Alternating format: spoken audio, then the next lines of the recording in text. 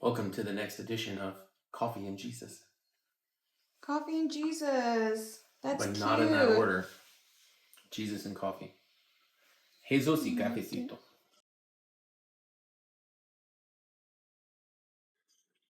Say Jesus is Lord. Say Jesus is Lord. Say it. Say Jesus is. Say it, or you're not going to heaven. This isn't food. Matthew Chapter 5. As always, I have my iPad with the NIV version, and then I have the King James version, and we have a new guest. His name is my husband. Hello, I am my husband. Goes by Brad, Babe, / Bughead. I have my notes. Bradley just has his I have brain. my coffee. His brain is really good at taking in information. Mine is not. So taking it in and deleting it. We're going to read Matthew 5, where we have left off. I love Matthew 5. Really? I don't know what Matthew 5 says. In Matthew 5, it's his Jesus' first sermon. It's the Sermon on the Mount, the Beatitudes. You know, I honestly don't know if it's actually like his actual first sermon. I should, but I don't. But I know in the Gospel of Matthew, it is the first sermon that's written down, at least, that we know of. And technically, it's interesting because, like you said, we went over the first 4 disciples that were called by Jesus. But this is Matthew, and he's not part of those first 4. Yeah, so we don't know. So we don't even know how he gets into the picture, but he's in the picture at this point. We also think about it chronologically. Maybe it's not. Maybe Matthew's not writing chronologically. Or maybe he is following him without actually following him and becoming a disciple yet. I think that's called stalking. So Matthew was a stalker. You remember The Chosen? He actually does kind of watch him from a distance before he's so intrigued by him. And we don't know that's necessarily the case. Same version. He has the King James version, so we're both reading the same. I think it's trauma from my childhood. Trauma from your childhood? Being raised on the King James version. Yeah. Imagine an 8-year-old trying to read thou and thou, thou'st and all that. Imagine an 8-year-old trying to read that in Spanish. Bro, it's just... That would be like 35-year-old me trying to read in Spanish. A King James version in Spanish. I don't even know what that sounds like. What is thou in Spanish? Thou? Thou? Would you like to say anything about yourself before we begin? My name is Brad, otherwise known as the husband of Yahaira. That's my title. Okay. Brad, husband of Yahaira. That's his resume. It's my resume. It's a short resume, but there it is. It's very impactful. Yes. And I love being your husband. Yeah. I'm very proud of you for doing this Matthew series. I think it's an amazing gospel book, the first book of the New Testament. Let's go to Matthew 5. All right, so let's start. Chapter 5 is called the Beatitudes. I don't know what they are, so we're going to find out. Matthew chapter 5, verse 1. And seeing the multitudes, he went up into a mountain. And when he was set, his disciples came unto him. And he opened his mouth and taught them, saying, Blessed are the poor in spirit, for theirs is the kingdom of heaven. What does that mean? What do you think it means? Well, I don't know. That's why I'm asking you, bro. Well, blessed are the poor in spirit. I've always... See, the poor in spirit, that's very confusing wording to me. Yeah, that's why. I've always thought the poor in spirit because it says it in the new NIV version. It does. It says poor in spirit. I have an NLT, New Living Translation, which is a little more... What's that? I'm like The Office. The poor in spirit, I've always thought it was like somebody who's I always thought it was sad, but we know it's not sad because it says mourn. Maybe poor in spirit is bitter. I don't... Like people who are not joyful. It says here on the New Living Translation, God blesses those who are poor and realize their need for him. They feel like they can't do things on their own. They need God. They need him. So we know we're not good enough. Yes. Without so that's the poor in spirit. For theirs is the kingdom of heaven. But blessed are they that mourn, for they shall be comforted. That's something we all go through at some point is mourning. And how many times do we feel like we're not comforted? All the time. But at the end of the day, we are. You know what I mean? We realize we're okay. Like, even if we do mourn, we're still okay. So it's almost like it's not like, oh, you're never going to mourn type thing. It's more or less, you're going to mourn, but you're going to be okay. Whenever you go and mourn with somebody who understands your situation, Yeah. or like whenever you mourn with a family member, like God will place people who are going to comfort you as well. That's right. Like, so you're not alone. That's true. He's going to be there for you in one way or another. He's going And to if you provide don't for have you. people, then He will be that comforter. He will be that comforter. Yeah. Blessed are the meek, for they shall inherit the earth. What's meek? Humble. Ah. That's pretty interesting because you think about it, like, meek people are not usually the ones who are going to be confident. They're not going to be the ones who are going to, like, say what they deserve or what they need or what they think. Look, we gave you a treat so that you would go, like, chill. So meek, you gotta be humble. Are you the best at being humble? I am the best At being humble. Like, I'm so humble Believe that I'm me, better at nobody's everybody. more humble than you, right? Blessed are they which do hunger and thirst after righteousness, for they shall be filled. What is righteousness? In a simple version. Living right by God. Don't Righteous- worship the rules, worship the righteousness. Or like Don't follow worship after the the rules. righteous. Don't worship the rules. Because rules are there to help you do something. But what if one day you're like, the rule, right, says to do this, but my heart says to not do that and follow this? When do you know the difference? When the rule does not match the purpose or the intent. What? When the rule doesn't match what the purpose or intent is, right? You kind of have to dumb it down for me, bro. Okay, I'll give you an example of what I think. So let's say your goal is to get healthy. Yeah. So you set a rule to work out every single day. Like, that's my rule. I have to work out every single day. But what if you get injured? Plus, I can't work out. But the rule is you have to work out. Yeah. But then that makes you less healthy. The main goal is to be healthy. So when that happens, the circumstances change. The rule no longer makes sense for the goal. Kind of go back to like this time period where the Pharisees are doing the rules. They're following the rules and the law that's set forth in the Old Testament. But at the same time, they're missing Jesus for what he is. Yeah. Because they're focused on the rules and not God, which is, you know, mercy, grace, justice, all of these things combined. What does it mean by, like, for they shall be filled? That means, like, they're going to get what they're seeking. So whether the world thinks you should live righteously according to Christian values, which we do, or we seek to, or whether it tells you not to, we're supposed to hunger and thirst after righteousness regardless. No matter what the circumstances is. So overall, just do the right thing.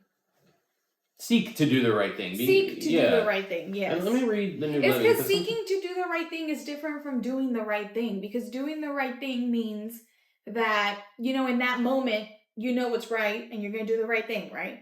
But seeking to do the right thing, I think it's talking about, like, seeking God, reading his word, figuring out what the right thing is. And whenever that situation comes along that you don't, like, the righteous situation comes along, like, then you know what to do.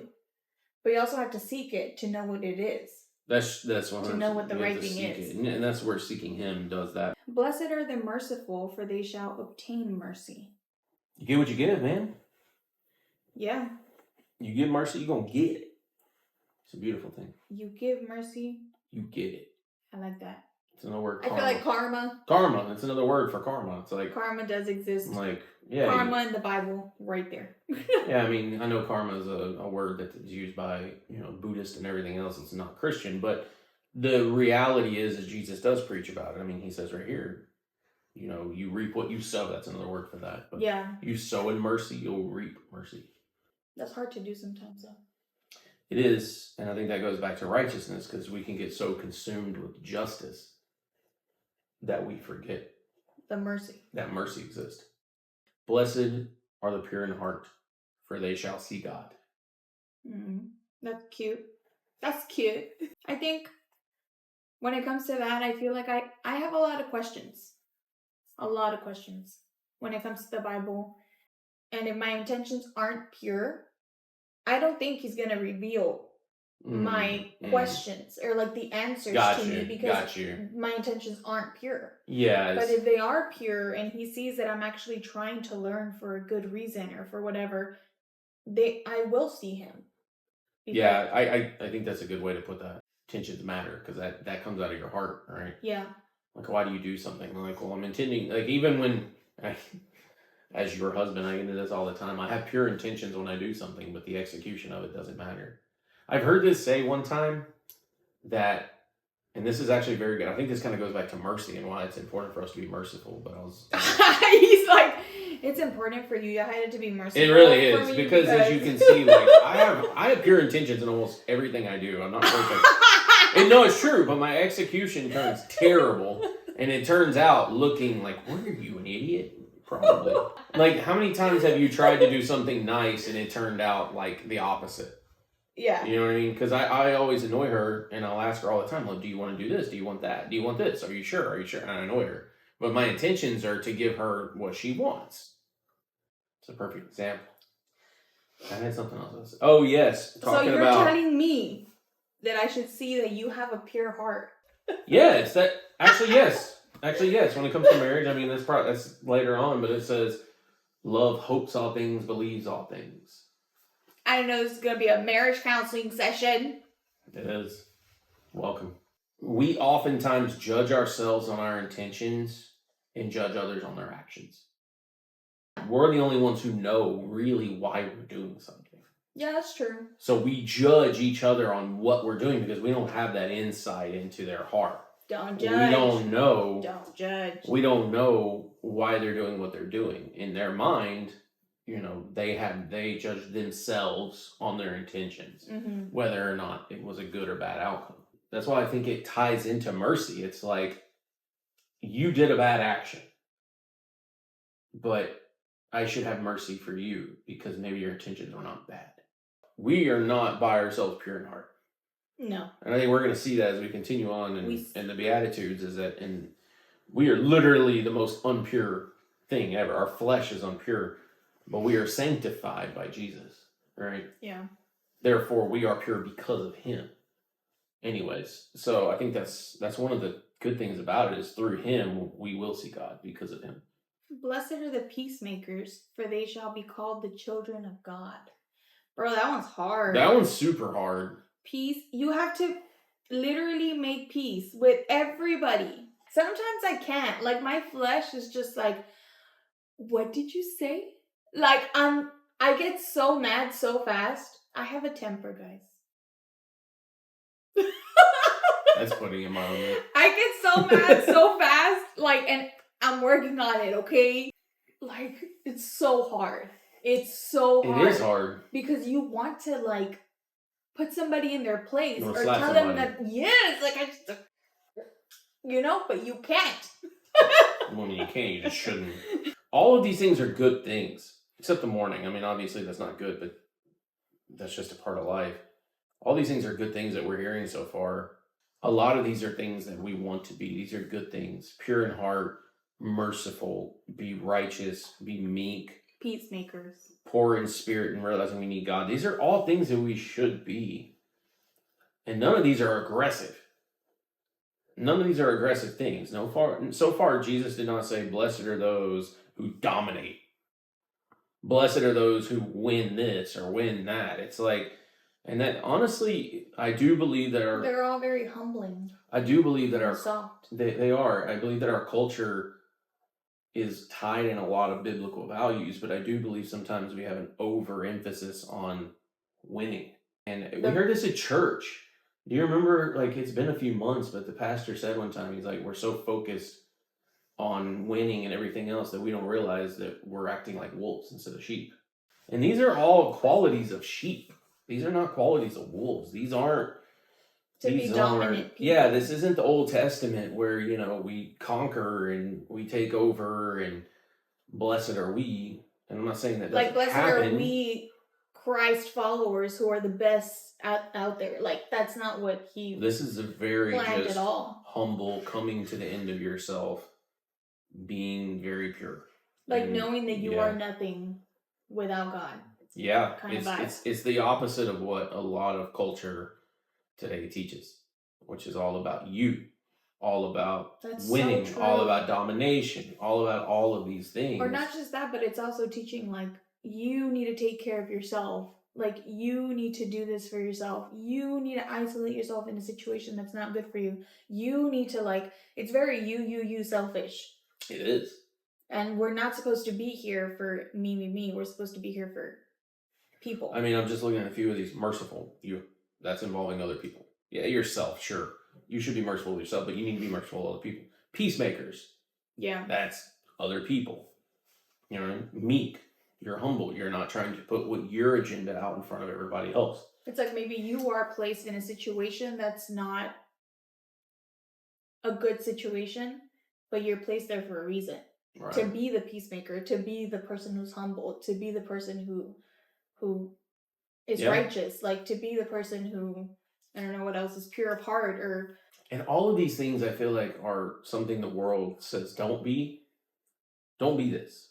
Don't be like this. Don't be a peacemaker. But Jesus is literally saying, blessed are you when you are this. They all say blessed are. Exactly. So he's telling you you're blessed when you are this way. Blessed are they which are persecuted for righteousness' sake, for theirs is the kingdom of heaven. Another word for persecuted is to be like gone against, right? Yeah, people hate you. People get mad at you. And sometimes they hurt you physically. Sometimes it's emotional. Sometimes it's verbal. Whatever it is, you're being persecuted. Blessed, you're being persecuted for seeking God. That's another way I would say that. Yeah. That's the hardest thing though. I feel like nowadays it's become like a new culture to be a Christ follower. Because I see it all over TikTok. I see it all over, Facebook and stuff like that. Like it's a good thing to be a Christ follower right now. Because it's like a trend. I do think it's like a trend right now. Which is a good trend. Like it's great. But I feel like people don't really know what it actually means. No, I agree. I feel like a lot of people view it as like you said, a trend. Yeah. Something that's cool and catchy. And people are okay with it. It's a commitment for your life. It's like a whole thing. It's literally a denial of waking up every day and denying you. Yeah. Like who you are as your flesh. Like the desires to go out and dominate and the desires to be the number one person. It literally makes you change that. You're going to be persecuted. You're going to be hated. But I got you. Blessed are you when men shall revile you and persecute you, and shall say all manner of evil against you falsely for my sake. Like, I know the enemy's trying to come for us, right? Every second, like every day, every second, every hour. Like, I know he's trying to literally take our souls with him. Well, I mean, at the end of the day. He even tempted Jesus. Chapter 4. So I'm going to ask a very broad question. Why isn't it easy to follow somebody who at the end of the day is the right person to follow? Why is it so hard to do the right thing? Why is it that we're so weak when it comes to even doing all these things that are listed? For the same reason that it's hard for a river which flows in one direction to change its direction. Our flesh, I know, it's crazy. It's a stupid analogy, but listen. It's not dumb analogy. I just don't get it. Our flesh No, I do get it. Was born into sin. Sin is our natural nature. And what he's telling us to do is do the exact opposite. So he's telling us to go against what is natural to our flesh. But why not follow what it is already natural to our flesh? Because that's that's just it makes no sense. Because that river is flowing into hell. And he's trying to change that direction. It is. It's flowing into hell. True. It's condemnation. We are born into this sinful world, into sinful flesh. And this is all about changing that direction. Rejoice and be exceeding glad. For great is your reward in heaven. For so persecuted they the prophets which were before you. For in the same way they persecuted the prophets who were before you. They persecuted Jeremiah. The Old Testament. The Old Testament prophets were persecuted. And he's saying, your reward in heaven is great. Like you are on this world dealing with all of these things, and it's going against you, but great is your reward in heaven. It's interesting though, because why isn't our reward great here? Yeah. I think it's all about But I reorienting think your focus. But I think our reward is great here. Because Yes. because I feel like having a peaceful life, like having Jesus in our lives, he is the Prince of Peace. Like, so we do have peace here. Like when we had our Yes. situation happen to us, like we had so much peace that Yes. surpassed all understanding. We didn't understand why we were at such peace. Yeah. Why we didn't go into like this depression. Why we didn't go into like this, suicidal, what's it called? Like mindset. And I think that is what God is saying. Like, he is giving us that. I know that life sucks, but he's the one who provides that. He's the one who provides peace and joy and laughter. And like, he's the one who provides everything that's good when the world is literally falling apart. Right. So I think he does provide things here on earth. Ye are the salt of the earth, but if the salt have lost his savor, wherewith shall it be salted? What? You are the salt of the earth, but if the salt loses its saltiness, how can it be made salty again? It is no longer good for anything except to be thrown out and trampled underfoot.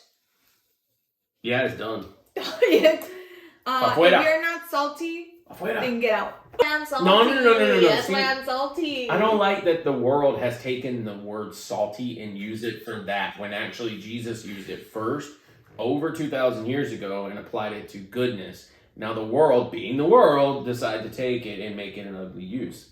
I'm taking it back. Like we're taking the rainbow back, we're also taking back salty. We're taking it. So if you're being, we're taking it. When back. somebody is We're doing, taking it. when somebody's doing the right thing, I'm going to say, you're being really salty right now. And they're going to go, what? They're going to be offended. I'm going to be like, no. You're the salt of the earth. You have saltiness. You are a rainbow. You're going to be like, what? And I'll be like, no. You are a promise of God. Right? If you do not have salt, no. Let's go buy some. Let's go buy some. Really good. He's saying, like, if you are not a good person and you're not doing things right and you're not treating people well, like, you're no good. Like, you're gonna be tossed out and trampled on. Like, if people go out there and they live their life and they have no remorse for the things they do and they don't care, it's like you're underfoot. Like, you have no flavor. You're done. Yeah. Afuera. Ye are the light of the world. A city that is set on a hill cannot be hid. Nice. Neither do men light a candle and put it under a bushel, but on a candlestick. And it giveth light unto all that are in the house. Let your light shine before men, that they may see your good works and glorify your Father which is in heaven. What's the purpose of doing good works? Is it for you? Is there a multiple choice question? No, it's a yes or no. True or false? True or false? Is it for you? When you do good works, is it for you? Selfishly, I want it to be. Okay. But is it? No. Yeah, because it's right here. It says, and that way they may glorify your Father. Why would he say that? Because the only way we are able to do anything good is through his grace. Through him. He's the one that allows us to do good. Like, why would you put a light under a bushel and not on a candlestick? Like, duh. Yeah, literally, if you do that, you're going to get a burning bush situation. Jesus was like, guys, common sense. Like. Yeah, Jesus is very common sense. Like, what's the point of salt if it isn't salty? Stupid What's people. the point of a light if it's hidden? So what does a light mean in us? The light is a reflection of Christ, of God. Yeah. You're a Christian. Don't hide your Christianity from the world. Be lit for the Lord and be salty for the world. Bro. We're taking it back. We're taking it back. We're taking it.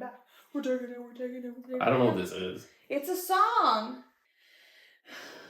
This is what I mean. That I have to be a peacemaker. I can't do that. I can't do that. I know I'm not the only one out there that feels this way, guys. Like, don't be judging me. Think not that I came to destroy the law or the prophets. Ooh, boy, this is getting deep. I am not come to destroy, but to fulfill. So I'm not here to take away the law. I am the law. Judaism has the Old Testaments, and if you read through the first 5 books of the Old Testament, the Torah, as they call it, all the laws are laid out. Literally all the laws. And adherence to these laws equaled holiness. Would that be a fair thing to say? What? Adherence to these laws What's equaled adherence? like doing them, like adhering to them, like being like Yeah, it meant holiness. following them. Yeah. So Jesus came and he's saying, I'm not here to destroy it. I'm here to fulfill it. So that now it's the contract. That's the way we can look at the law, the original contract. It's done. It's fulfilled. The terms are met of the agreement. That's what By Jesus. By Jesus. He said, I'm here to fulfill it. For verily, which means another word for truly. For verily I say unto you, till heaven and earth pass, one jot or one tittle shall in no wise pass from the law till all be fulfilled. Give us a NIV reading, please. I was like, what? What number is it? 18. For truly I tell you, until heaven and earth disappear, not the smallest letter, not the least stroke of a pen will by any means disappear from the law until everything is accomplished. What does that mean? That means the law is still in effect until it's fulfilled. Until heaven and earth disappear. So until Jesus comes. The law is not going away. He's reaffirming that the law is good.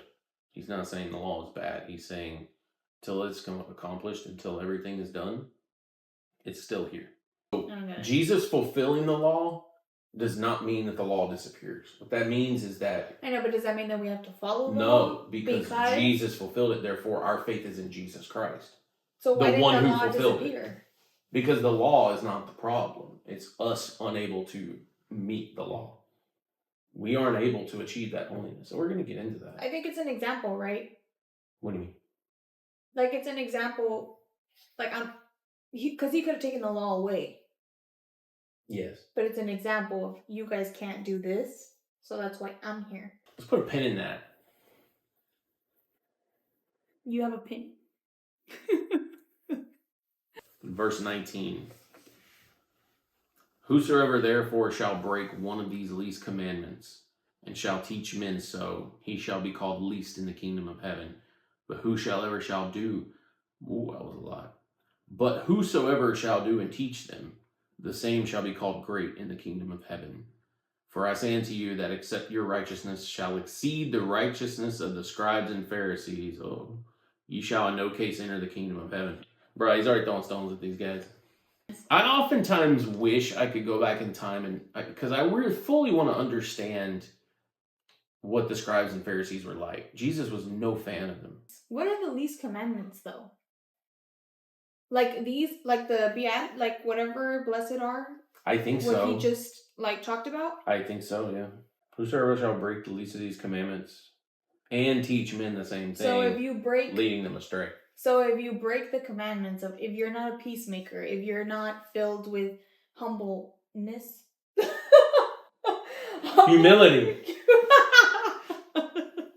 What's another word for humility? Humbleness. Humbleness. The ness of humble. If you're not filled with peace, if you're not filled with love, like if you're not filled with things that he just talked about, and you're teaching them. You're teaching people. So you're leading people to be like way. you. Yeah. You will not be called great in the kingdom of heaven. But if you teach his commandments, the way you will be called great. Yep. You will be called great. That doesn't mean that you are perfect. Nope. Just because we're sitting here reading the Bible, that doesn't mean that we're perfect. Like I just said, I have a temper. And I'm working on being a peacemaker. But sometimes I fail, bro, because it's hard. Yeah, we're just sinners trying to learn more about God. I had a revelation. Go ahead. 19 is about 20. This is exactly what the Pharisees are doing.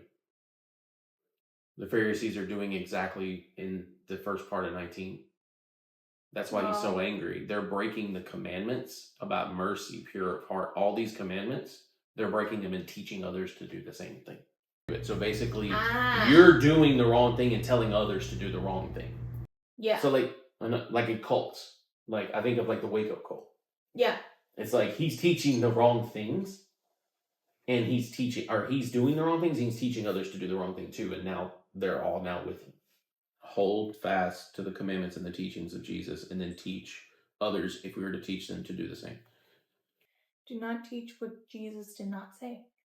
Oh, there you go. Perfect. For I say unto you that except your righteousness shall exceed the righteousness of the scribes and Pharisees, you shall in no case enter into the kingdom of heaven.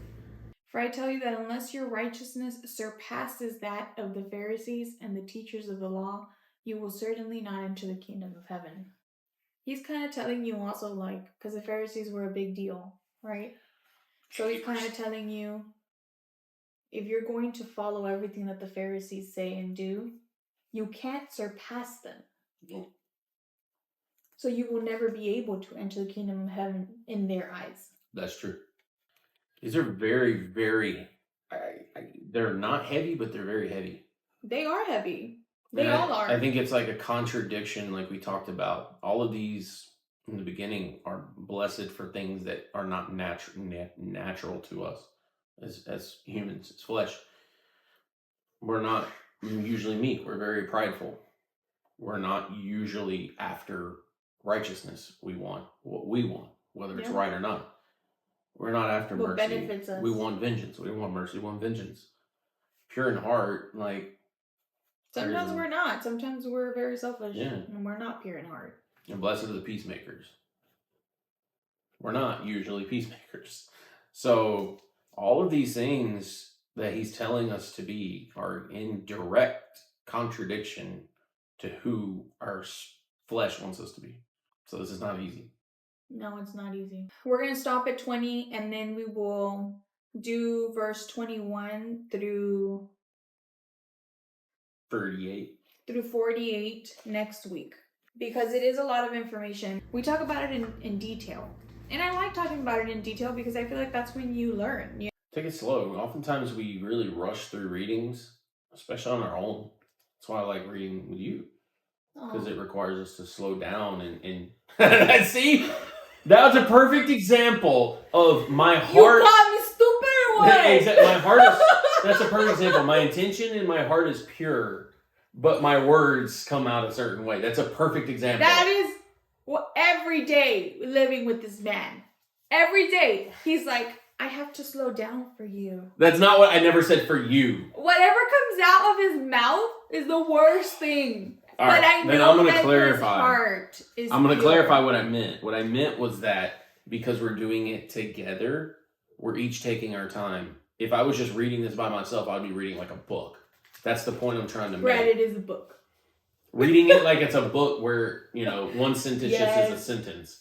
No, but one sentence is not just a sentence here. Exactly. It has so much depth to it. Exactly. And so that's why I was trying to say I like reading it with you, because both of us reading it together, we have to slow down and take it each. I like that way better. That's what I was trying to say. I'm so glad the Lord provided this example, because earlier I said it and now he provided the example of how I mean one thing, but it comes out another way. My heart wants this, my words say this. I forgive you because I'm a peacemaker.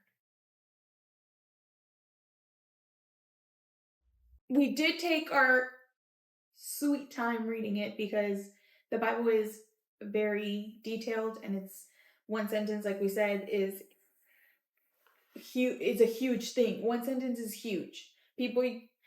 Pastors use one sentence to do their whole sermon. So it's like, imagine reading the entire Bible. And I loved reading it with my babe. I really do. So I hope we keep on reading it together.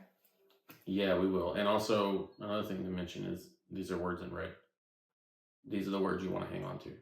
These are the words that mean more than any other words. Any other word in black, the ones in red are the most important words of this whole book. It does deserve the time it takes, because it is life-changing. That's true. No coincidence that blood is also red. And the words are red. So insightful, Bradley. Brad will be joining us for the rest of Matthew. I already told him that he has to. So. Well, we haven't nailed out the terms of the contract yet. Well, there's no You need to contract contact my because agent. Jesus fulfilled the contract. You paid the price. You're So, paying the price. now and you're I'm stuck with here. me for the rest of your life. I'm just kidding. I love this. I'm excited about it. I feel like Jesus is. I love the book of Matthew. It's my favorite gospel.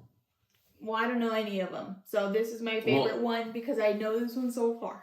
Well, you don't have to keep this in if you don't want to, but I love Matthew because it's very, for me, who's a very logical, thoughtful person.